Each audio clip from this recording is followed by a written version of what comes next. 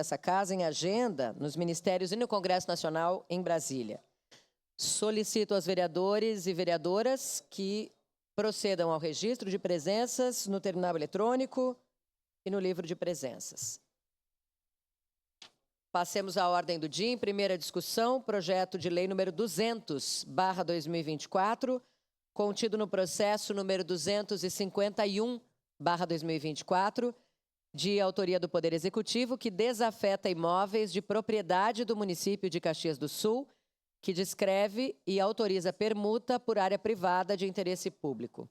Contém mensagens retificativas MR-1/2024 e MR-2/2024. O relator é o vereador Wagner Petrini. Com a palavra, o relator para a leitura do parecer. Senhora Presidente, o parecer é favorável ao projeto de lei número 200/2024, contido no processo número 251/2024. Contém mensagens retificativas.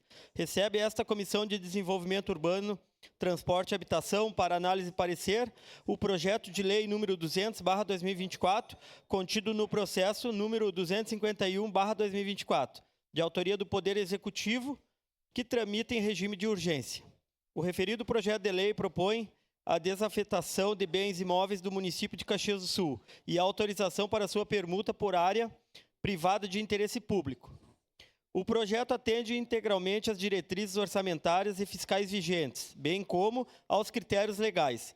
A desafetação e permuta dos imóveis descrito no projeto de lei demonstram pleno atendimento ao interesse público e observam as normas de planejamento urbano e gestão do patrimônio municipal. A Comissão de Desenvolvimento Econômico, Fiscalização, Controle Orçamentário e Turismo, conforme parecer que integra o presente, manifestou-se de forma favorável. A Comissão de Constituição, Justiça e Legislação manifestou-se previamente pela constitucionalidade da matéria e das mensagens retificativas anexas. Ante ao exposto, essa Comissão de Desenvolvimento, Transporte e Habitação manifesta-se de forma favorável ao projeto de lei número 200/2024, contido no processo número 251/2024. Contém mensagens retificativas. Caxias do Sul, 11 de dezembro de 2024, 149 anos da colonização e 134 da emancipação política. Assine este vereador, presidente da comissão, Wagner Petrini, vereador Adriano Bressan, vereador Lucas Carenhato, vereador Lucas Gil e vereadora Tatiane Frisso. Era isso, presidente. Muito obrigada, vereador.